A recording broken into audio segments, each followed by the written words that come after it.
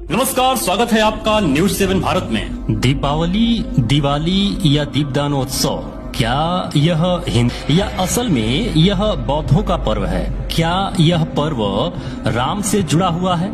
और यदि राम से जुड़ा हुआ है तो फिर बौद्ध इस पर्व को क्यों मनाते हैं? किस तरीके से बौद्धों के इस पर्व को परिवर्तित करके नए नवेले धर्म में एक कथा कहानी बनाकर जोड़ लिया गया, इस न्यूज रिपोर्ट के माध्यम से आप पूरी तरीके से समझ पाएंगे कि किस तरीके से यह हिंदू पर्व नहीं है और किस तरीके से यह प्राचीन बौद्ध पर्व है।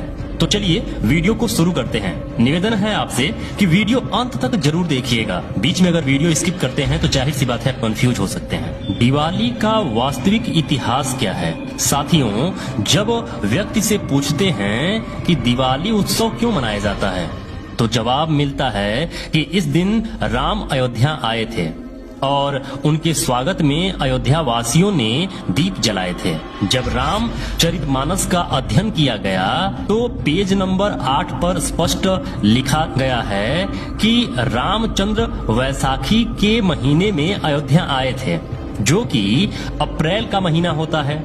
तो ये बात सिद्ध हो जाती है कि राम के वजह से दीपावली नहीं मनाई जाती है। यह तो पूरी तरीके से कंफर्म है। अगर यह राम के कारण दिवाली मनाई जाती, जब राम वनवास से वापस आए थे उस कारण दिवाली मनाई जाती, तो जाहिर सी बात है इस पर्व को अप्रैल महीने में मनाया जाता। तो इतना बड़ा उत्सव जो कि पूरे भारत में मनाया जाता है, इसका कारण जानने के लिए जब अध्ययन किया गया तो मुख्य रूप से दो बातें सामने आई। पहली ये कि दिवाली उत्सव कार्तिक की अमावस्या को मनाया जाता है। कार्तिक अमावस्या का ही वो दिन है जब पहली बार गौतम बुद्ध ज्ञान प्राप्त करके अपने राज्य कपिलवस्तु वापस आए थे और उनके स्वागत में राज्यवासियों ने दीप जलाए थे। पूरा शाक्य साम्राज्य दीपों से नहा लिया था। पूरे राज्य में इतने दीप जलाए गए बुद्ध के वापस घर आने की खुशी में, और यह आदेश था उनके पिता राजा सुद्धोधन का। और दूसरी बात यह कि जब सम्राट अशोक ने बौद्ध धर्म की यात्रा की तो उनको इन घटनाओं के बारे में मालूम हुआ। सम्राट अशोक ने प्रण लिया कि तथागत बुद्ध एवं उनके शिष्यों द्वारा किए गए 84,000 उपदेशों को जीवंत करूंगा। उन्होंने अपने राज्य को, जो कि ईरान, इराक, अफगानिस्तान तक फैला हुआ था, 84,000 धम्म स्तूप स्मृति चिन्ह के लिए हर जगह बनवाए। 84,000 स्तूप और 84,000 स्तंभ सम्राट अशोक जब ये बनवाना शुरू किए, जिस दिन यह बनकर पूर्ण हुआ तो उसके उद्घाटन का दिन जिसे कहा जाता है, जिस दिन उद्घाटन करना था, तो वह दिन सम्राट अशोक कार्तिक अमावस्या का दिन चुने, जिस दिन गौतम बुद्ध अपने घर वापस आए थे।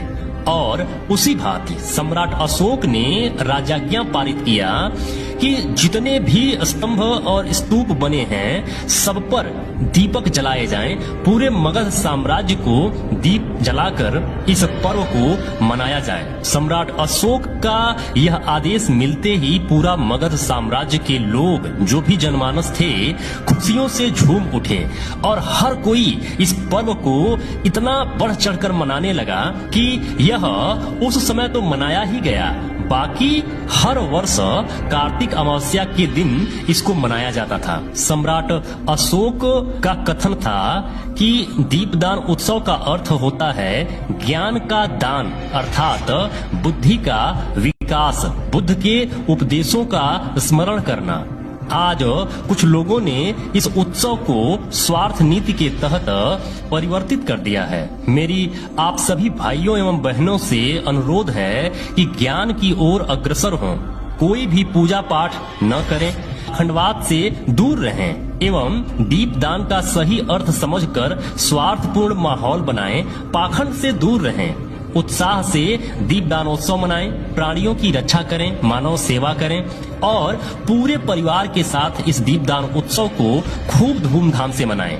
और अगर आप इसे विधिवत अच्छे ढंग से मनाना चाहते हैं तो सामने प्रतीक के रूप में बुद्ध और सम्राट अशोक का चित्र या मूर्ति रखकर बुद्ध वंदना कर सकते हैं, पंचशील कर सकते हैं, त्रिशरण कर सकते हैं और बारी बारी से बुद्ध के वचनों को, दिए गए उपदेशों को या सम्राट अशोक के द्वारा कही गई बातों को जनमानस में जरूर फैलाएं। वह क्या चाहते थे और वह किस तरह के देश की, राष्ट्र की कल्पना करते थे। एक दूसरे के घर जाएं, एक दूसरे से मिलें, खुशियां बांटें, मिठाइयां बांटें। बस इतना ध्यान रहे, पाखंड से दूर रहें, झूठी कहानियों से दूर रहें, झूठे देवी देवताओं से दूर रहें। यह मुख्य रूप से बौद्ध पर्व है। तो यदि आप बौद्धिस्ट हैं तो पूरे लगन से अपने परिवार के साथ, अपने बच्चों के साथ, अपने रिश्तेदारों के साथ इस पर्व को खूब धूमधाम से मनाएं। जाहिर सी बात है कि प्राचीन काल से दीपदानोत्सव बौद्धों का ही पर्व रहा है, लेकिन किन्हीं कारणों से यदि इस महान पर्व को बौद्ध मनाना बंद कर दिए या रोक दिए या उन्हें भुलवा दिया गया, तो जब आप किसी चीज को इस्तेमाल नहीं करेंगे तो जाहिर सी बात है कि जो चतुर प्राणी होंगे उसको कब्जाने का जरूर उपाय वो ढूंढ लेंगे।